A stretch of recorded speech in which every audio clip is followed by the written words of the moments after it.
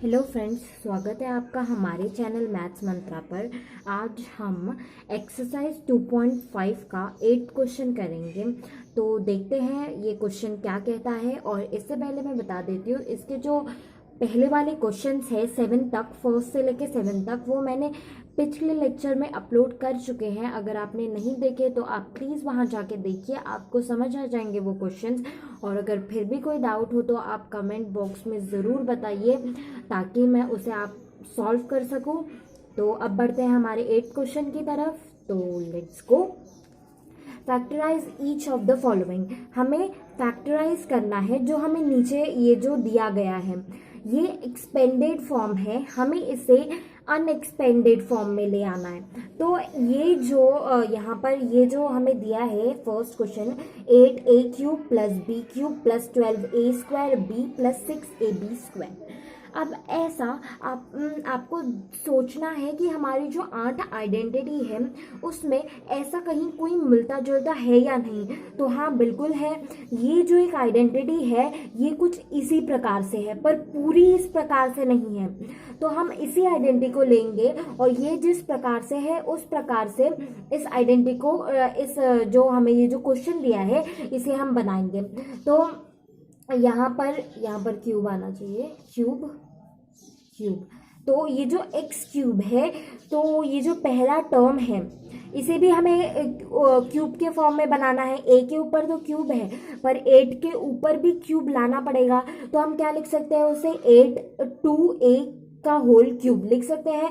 2 का क्यूब मतलब 8 हो जाएगा और a का क्यूब मतलब a क्यूब ही रहेगा। तो हमें अल्टीमेटली क्या यही मिलेगा। अगर हम इसको लिखेंगे तो हमें यही मिल जाएगा।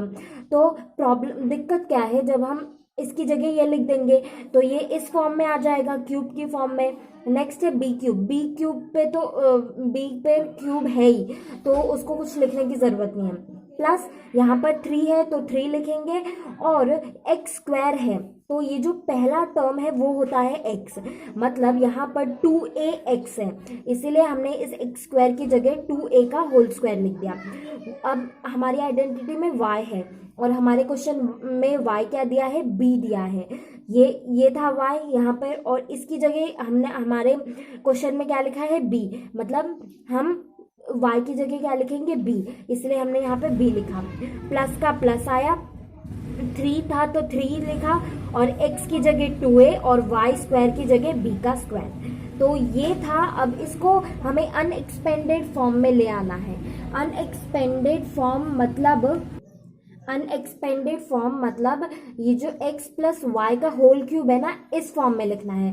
तो हमने ये जो अभी कन्वर्ट किया इसको हम इस फॉर्म में लिख सकते हैं। यहाँ पर x प्लस वाई का होल क्यूब दिया है तो हम भी ऐसे ही कुछ लिखेंगे, x की जगह 2a लिख देंगे और प्लस की जगह प्लस और y की जगह b लिख देंगे, का होल क्यूब कर देंगे। ये हो गए इसके फैक्टर्स। या तो हम इसको ऐसे भी लिख सकते हैं, 2a plus B, 2a plus B, 2a plus B.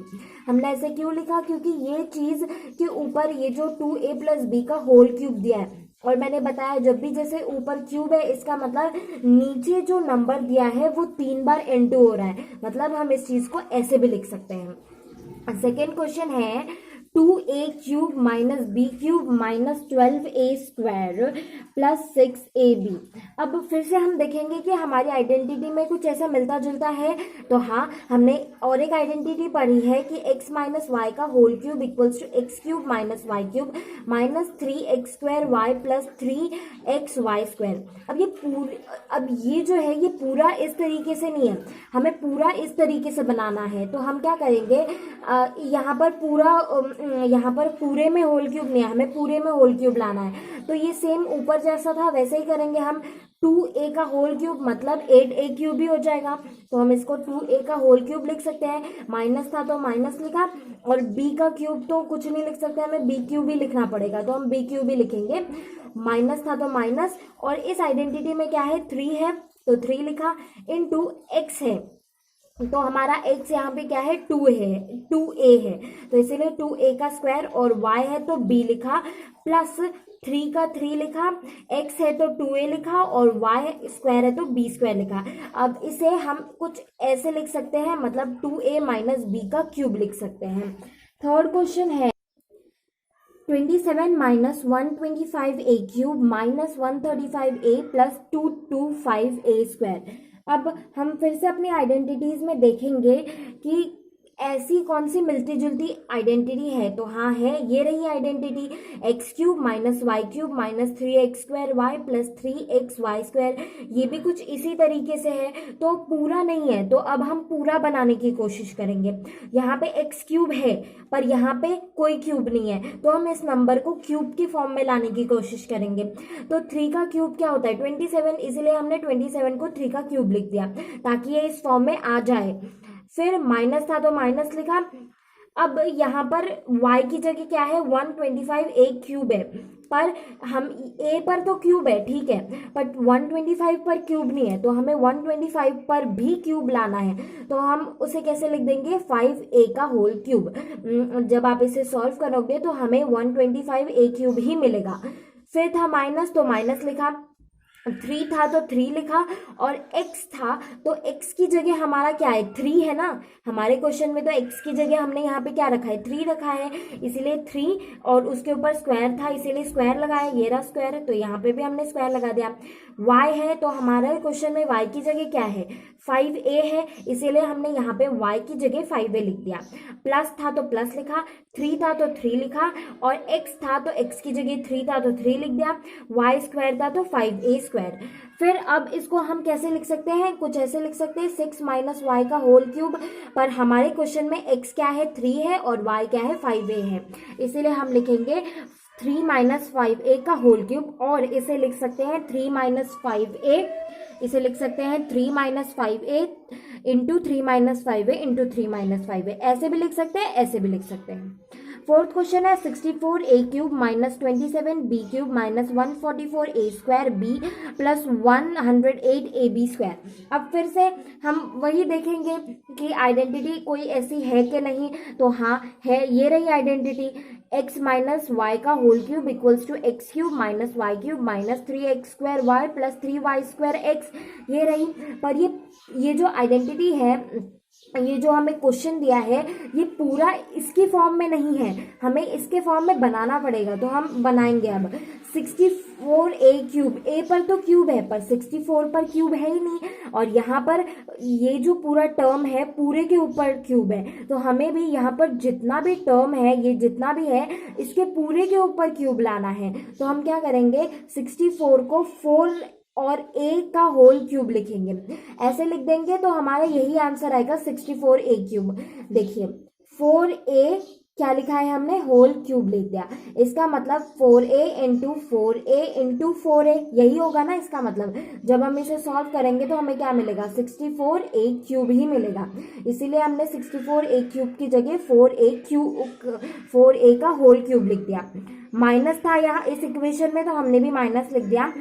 फिर y³ है, और हमें देखना है हमारा सेकेंड टर्म में होल क्यूब है या नहीं, तो होल क्यूब तो है ही नहीं, अब हमें बनाना पड़ेगा। तो हम क्या करेंगे यहाँ पर 3b का होल क्यूब लिख देंगे।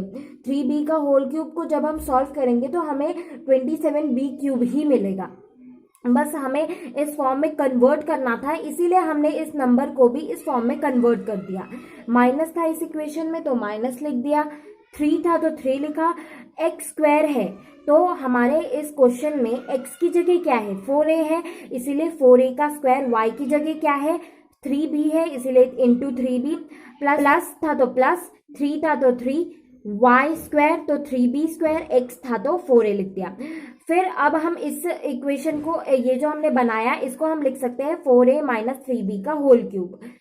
नेक्स्ट है फिफ्थ क्वेश्चन है 27p³ minus 1 divide by 216 minus 9 divide by 2p² plus 1/4p। अब हमारे पास एक आइडेंटिटी है x माइनस वाई का whole cube equals to x³ minus y³ minus 3x² plus 3y²x।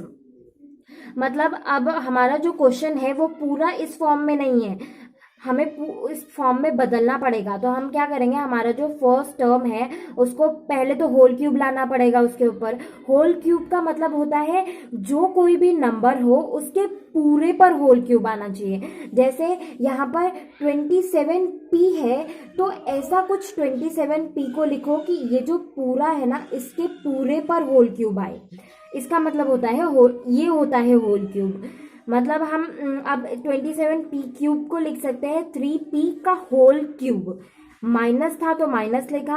अब 1/216 216 1/216 जो है इसे हम क्या लिख सकते हैं, 1/6 का होल क्यूब लिख सकते हैं। 1/6 का होल क्यूब जब हम इसे सॉल्व करेंगे तो क्या आएगा, 1/6 इंटू 1/6 इंटू 1/6।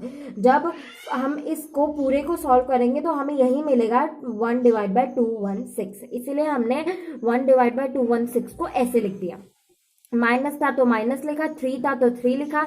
x है और हमारे क्वेश्चन में x क्या दिया है, 3p दिया है, इसीलिए 3p का होल स्क्वायर। y है तो हमारे क्वेश्चन में y क्या दिया है, 1/6, इसीलिए 1/6 लिखा यहाँ पे।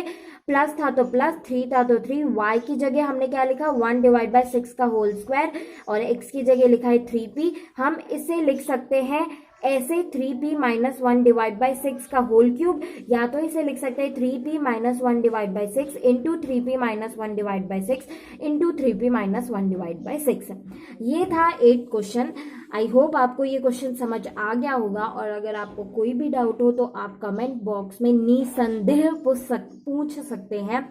और चैनल को सब्सक्राइब करिए, वीडियो को लाइक करिए, और सबसे इम्पोर्टेंट बात, स्टे एट होम, और जितना हो सके उतना शेयर करिए ताकि आपके जो दोस्त हैं उनको भी इनका सॉल्यूशन मिल सके इन क्वेश्चंस का। और बाय बाय, थैंक यू।